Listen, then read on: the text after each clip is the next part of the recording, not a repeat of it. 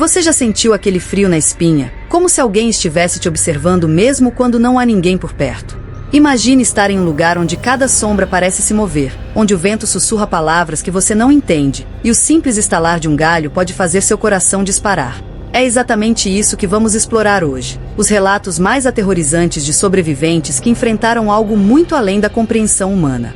Prepare-se, porque essa não é apenas mais uma história. Esses relatos não vêm de filmes ou livros, mas de pessoas reais que carregam marcas que vão muito além do físico. Marcas na mente, na alma e talvez até em algo que elas não conseguem explicar. Você está pronto para descobrir o que é real e o que se esconde nas sombras? Segure firme, porque essa jornada promete arrepiar até os mais céticos. O vento soprava suavemente entre as árvores da floresta, mas havia algo diferente naquela noite. O som não era o típico murmúrio natural das folhas se movendo. Era mais como um sussurro, como se alguém estivesse falando baixo demais para ser compreendido, mas alto o suficiente para ser percebido. Ricardo foi o primeiro a notar. Ele estava sentado perto da fogueira, tentando relaxar depois de um dia cansativo. Com o canto do olho, viu algo que parecia uma sombra movendo-se entre as árvores. "Vocês viram isso?" perguntou, tentando soar casual, mas sua voz falhou no final. Os outros riram. "Deve ser a sua imaginação, cara. Essa floresta só parece estranha porque é velha." Ana, sempre racional, descartou. Mas Ricardo não estava convencido. Ele sabia o que tinha visto, ou pelo menos o que achava que tinha visto. Tentando não pensar muito no assunto, se deitou na barraca, mas o sono foi impossível. Lá fora, o sussurro persistia, misturado agora a um som que ele não conseguia identificar. Era um arranhar suave, como se unhas compridas estivessem riscando o tronco das árvores. Na manhã seguinte, Ana reclamou de não ter dormido bem. "Eu juro que ouvi passos fora da barraca", disse, rindo nervosa, como se quisesse convencer a si mesma de que não era nada. Pedro, o mais tranquilo do grupo, tentou acalmá-la. "Você deve ter sonhado, Ana. Nós estamos no meio da natureza. São só animais." Mas quando abriram a barraca, encontraram algo que fez todos congelar, pegadas no chão. Não eram de um animal. Pareciam humanas, mas o formato era irregular, como se quem quer que fosse tivesse pés deformados. Ao longo do dia, mais coisas estranhas começaram a acontecer. Uma mochila, que Ricardo tinha certeza de ter deixado próxima à fogueira, apareceu pendurada em um galho alto. Ninguém sabia como ela foi parar lá. Pedro tentou brincar para aliviar o clima. "Olha só, temos um amigo brincalhão por aqui." Mas ninguém riu. E vamos para o próximo parágrafo. Mas antes, apenas confere se você está inscrito no canal, porque os próximos vídeos serão uma série de conteúdo que vão assustar vocês. Enquanto o sol começava a se pôr, Ana, que estava recolhendo galhos para a fogueira, encontrou algo estranho, um amuleto pendurado em uma árvore. Era feito de galhos entrelaçados e parecia antigo. "O que é isso?" perguntou, mostrando aos outros. Ninguém sabia dizer. O objeto tinha algo de perturbador, mas ninguém conseguiu explicar por quê. À medida que a noite avançava, os eventos se tornaram mais intensos. A fogueira apagou sozinha, mesmo sem vento forte. Quando tentavam acendê-la, parecia que o fogo se recusava a pegar, como se a própria floresta estivesse controlando o ambiente. E então, os sussurros voltaram. Mas desta vez, não estava só no vento. Eles vinham de todos os lados, rodeando o grupo, repetindo palavras que ninguém entendia. "Tá ouvindo isso?" Ana perguntou, mas não precisou de resposta.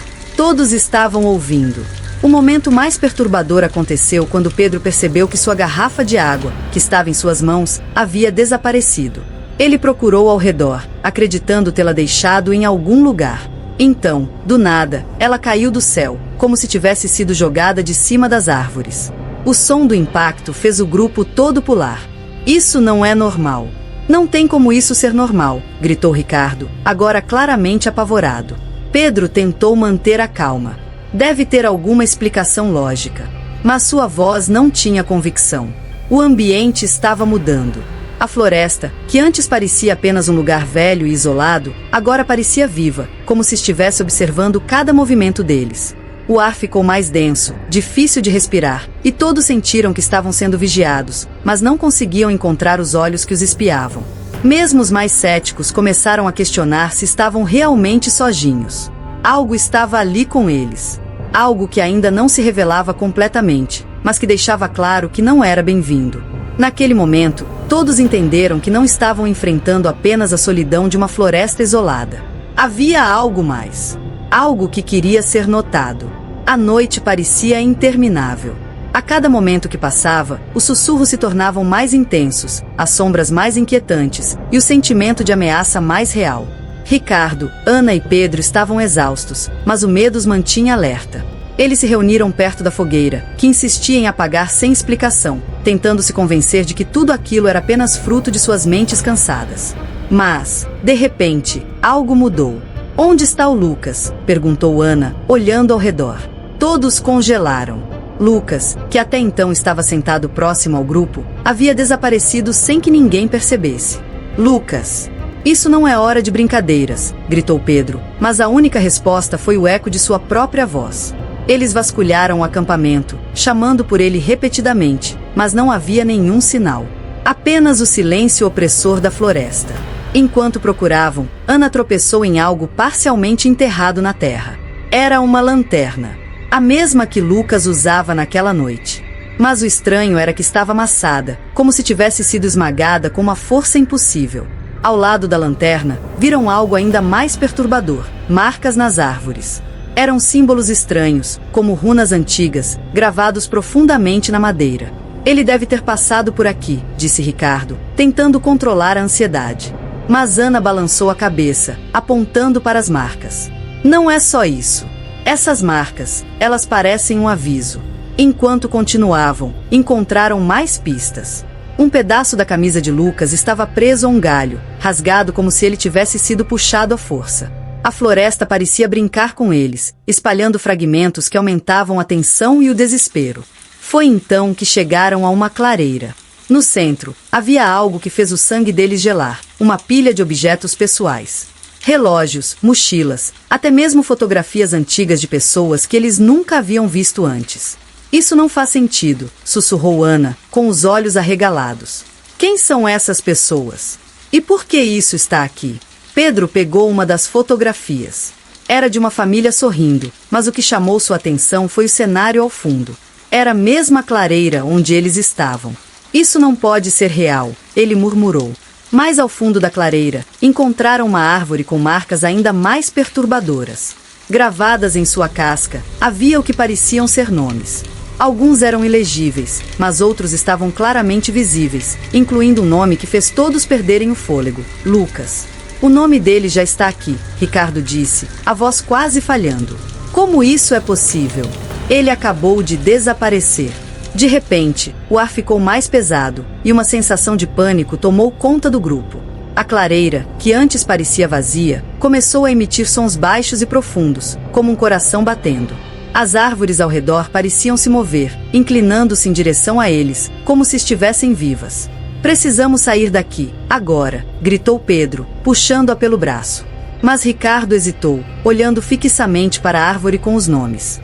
Algo naqueles símbolos parecia chamá-lo, uma força invisível que ele não conseguia resistir. "Ricardo, vamos", gritou Ana novamente, mas ele não respondeu. Enquanto Pedro e Ana corriam de volta para o acampamento, o som dos sussurros aumentou, transformando-se em gritos agonizantes. Quando finalmente olharam para trás, Ricardo não estava mais lá. Ao voltarem ao acampamento, perceberam que não havia mais sinal de que tinham estado ali. As barracas, mochilas, até a fogueira, tudo havia desaparecido. A floresta os havia engolido por completo, deixando apenas o vazio e uma certeza aterrorizante: eles eram os próximos.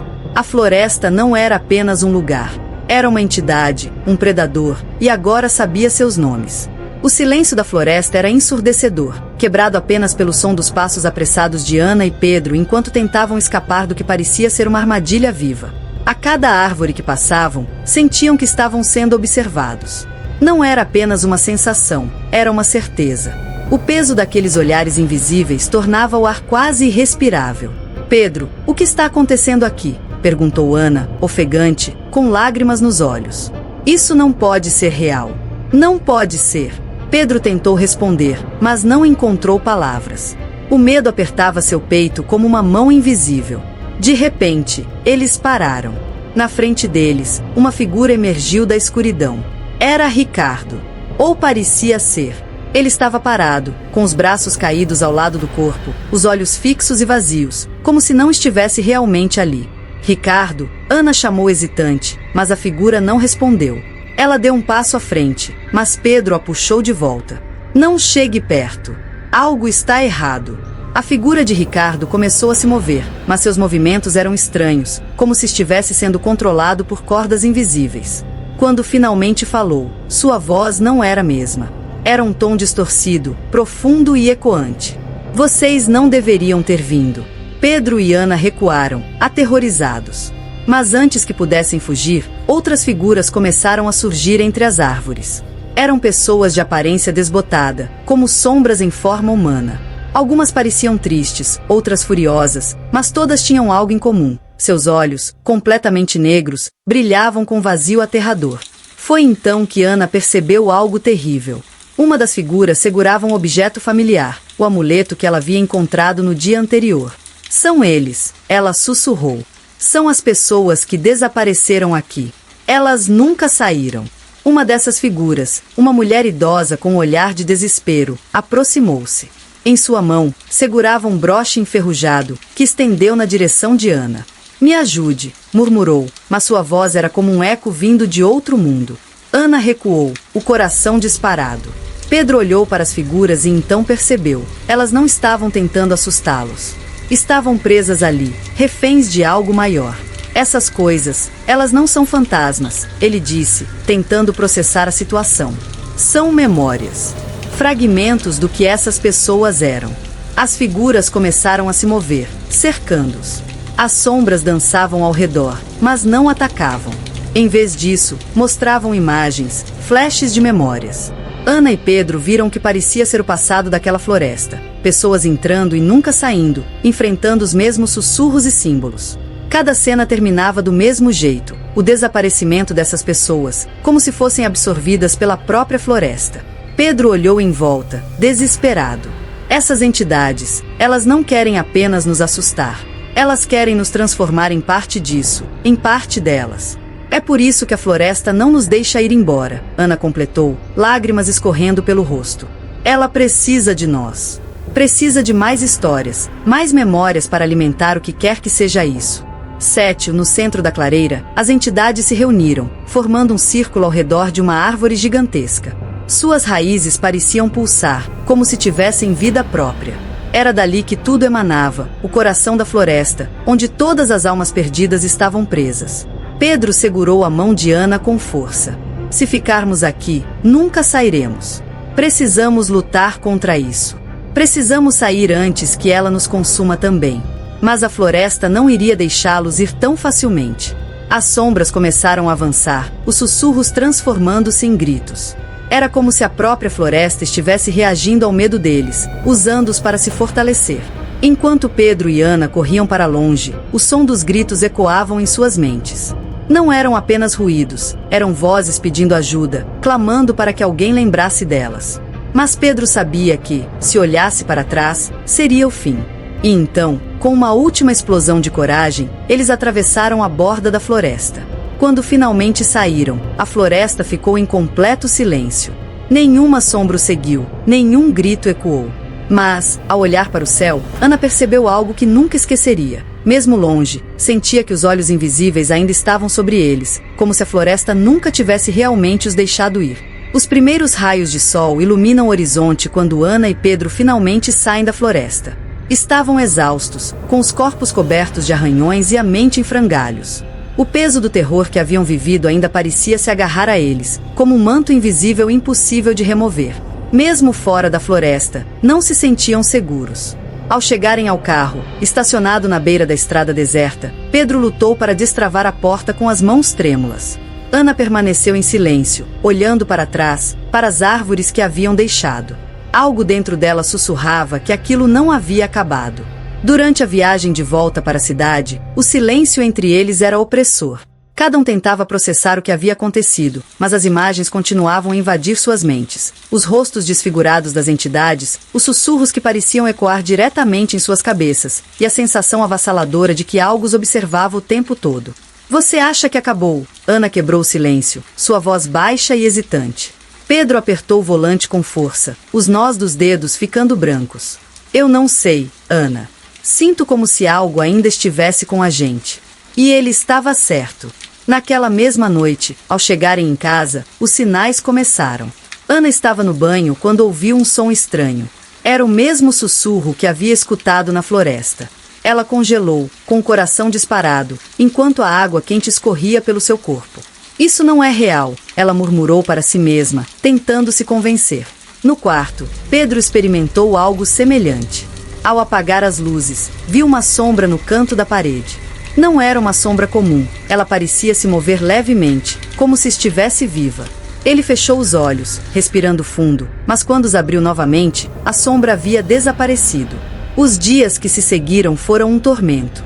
Ambos começaram a perceber que suas vidas nunca seriam as mesmas.